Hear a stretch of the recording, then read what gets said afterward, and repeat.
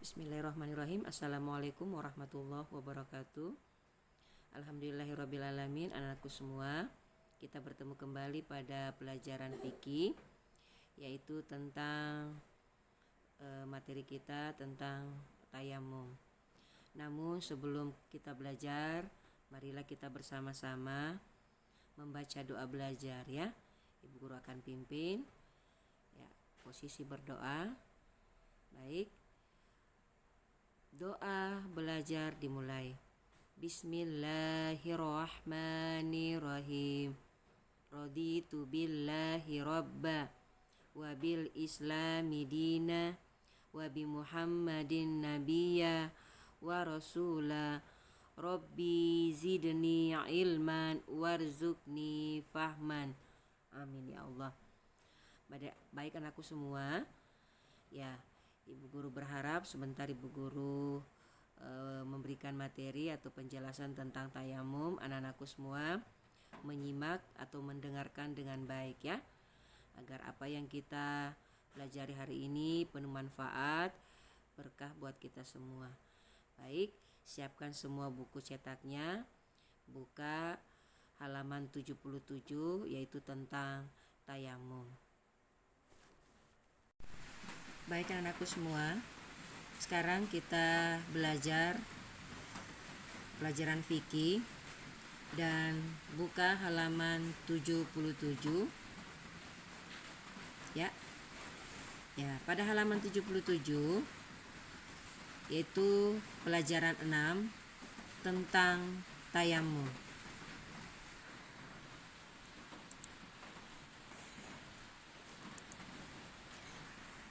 Ya. Sekarang pada halaman 77, materi yang pertama adalah A.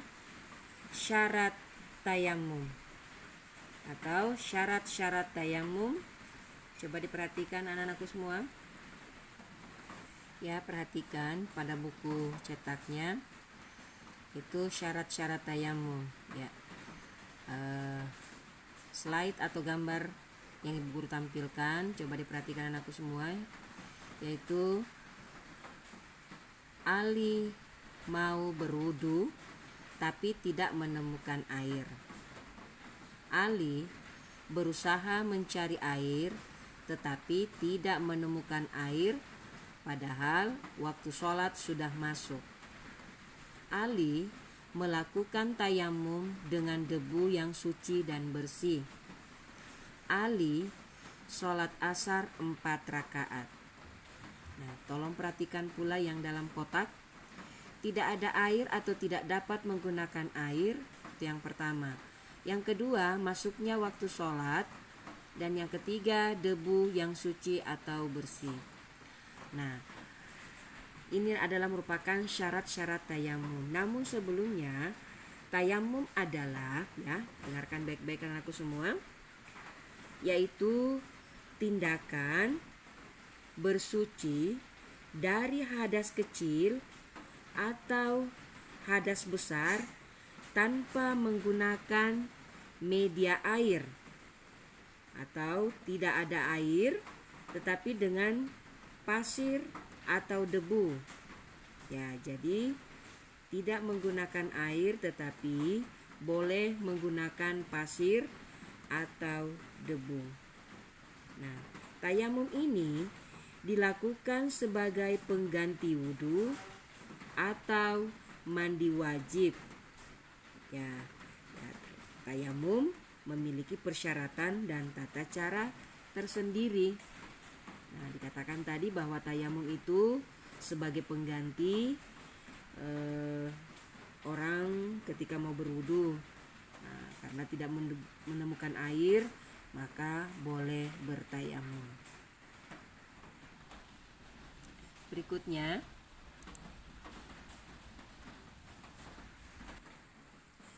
berikutnya adalah rukun bagian B, rukun tayamum. Nah, pada rukun tayamum terdapat ada 4 bagian.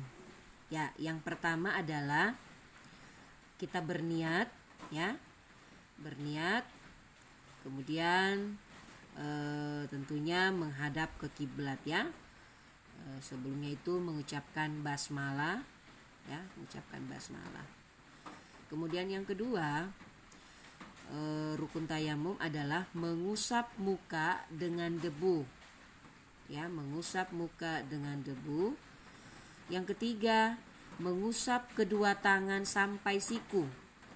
Nah, rukun tayamum yang ketiga adalah mengusap kedua tangan sampai siku. Dan yang keempat adalah tertib. Ya. Berikutnya adalah bagian C, sunnah tayamum. Ya. Sunnah tayamum terdiri dari 3 bagian, yaitu yang pertama adalah membaca basmalah. Ya.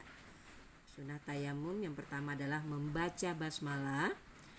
Yang kedua, meniup tanah atau debu dari 2 telapak tangan agar debu menjadi tipis. Dan yang ketiga, sunnah tayamum adalah mendahulukan yang kanan kemudian dari yang kiri. Nah, itulah tadi ada 3 poin tentang sunnah dalam bertayamum. Berikutnya adalah bagian D, yaitu lafal niat tayamum. Ya. Bunyinya adalah, perhatikan, nawaitu tayammuma listibahatis sholati fardhan lillahi ta'ala. Nawaitu tayammuma listibahati sholati fardhan lillahi ta'ala. Artinya, aku berniat tayamum untuk mengerjakan sholat fardu karena Allah Ta'ala. Ibu guru ulangi lagi. Lafal niat tayamum adalah nawaitu tayammuma listibahatis sholati fardhan lillahi ta'ala. Artinya, aku berniat tayamum untuk mengerjakan sholat fardu karena Allah Ta'ala. Ya anak-anakku semua, namun perlu diketahui adalah meskipun tayamum merupakan salah satu cara kita bersuci, tetapi ada beberapa perbedaan yang membedakan antara tayamum dengan berwudu. Nah, saat berwudu disunahkan untuk membasuh anggota wudu setidaknya sebanyak 3 kali. Nah, sedangkan saat kita melakukan tayamum, kita cukup ya melakukan usapan 1 kali saja. Nah, jadi bedanya kalau berwudu itu 3 kali, sementara bertayamum hanya 1 kali saja kita mengusap ya. Baik saat mengusap telapak tangan ataupun saat mengusap wajah. Nah, itu ya. Di samping itu, bagian tangan yang wajib diusap dalam bertayamum hanya pada bagian telapak tangan sampai pergelangan tangan saja. Nah, berbeda dengan pada saat wudu, di mana kita wajib membasuh tangan sampai siku.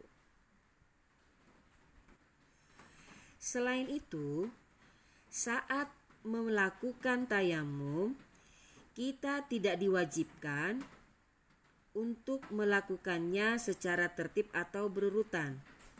Nah, dan kita bisa menjadikan tayamum sebagai cara bersuci dari hadas kecil ataupun hadas besar hadas besar. Hal ini menunjukkan bahwa syariah Islam atau hukum Islam memang ditujukan untuk memudahkan umatnya dan bukan mempersulit. Nah, yang Ibu katakan bahwa pengganti dari wudhu adalah tayamum. Tetapi jelas-jelas bahwa tayamum, kita bertayamum itu apabila memang sudah tidak kita menemukan air. Nah, dan biasanya itu terjadi pada musim kemarau yang sangat panjang ya. Sehingga air sumur kering, air sungai juga kering.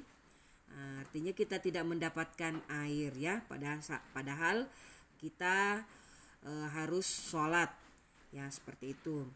Dan kemudian pula yaitu dalam kondisi kita sakit, yang tentunya memang kita tidak bisa menyentuh air karena memang kondisi kita dalam keadaan sakit.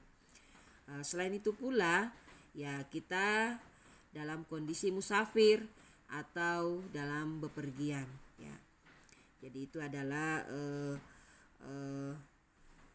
syarat-syarat kita melakukan tayamum sebagai pengganti mau kita sholat atau pengganti dari wudhu. Ya, berikutnya yaitu rangkuman ya, Ibu Guru simpulkan ya, yaitu pada materi kita fikih yang akan pelajari adalah tayamum, yaitu bagaimana syarat-syarat dalam bertayamum ada 4. Yang pertama, sudah masuk waktu sholat. Yang kedua, sudah berusaha mencari air tetapi tidak menemukan. Ketiga, dengan tanah atau debu yang suci. Dan yang keempat, bersih dari najis. Kemudian rukun tayamum ada 4 pula, yaitu berniat. Yang kedua, mengusap muka dengan debu. Yang ketiga, mengusap kedua tangan sampai siku. Dan yang keempat, tertib. Berikutnya dan yang terakhir adalah sunnah tayamum, yaitu ada 3. Yang pertama, membaca basmalah atau bismillahirrahmanirrahim. Yang kedua, meniup tanah atau debu. Dan yang ketiga adalah mendahulukan yang kanan dari yang kiri. Nah, itulah anak-anakku semua, pelajaran kita, pelajaran 6 tentang tayamum ya. Ibu Guru berharap materi yang Ibu Guru sajikan ini dapat memberikan manfaat buat anak-anakku semua. Tapi tentunya anak-anakku semua rajin belajar ya. Apa yang Ibu Guru sampaikan ini semoga bermanfaat buat kalian. Baik, apa yang menjadi kekurangan Ibu Guru, kesalahan Ibu Guru, mohon dimaafkan ya. Baik, kita sama-sama mengucapkan hamdalah. Alhamdulillahirabbil alamin. Baik, Ibu Guru tutup pembelajaran kita pada pertemuan ini dengan ucapan billahi taufik wal hidayah. Wassalamualaikum warahmatullahi wabarakatuh.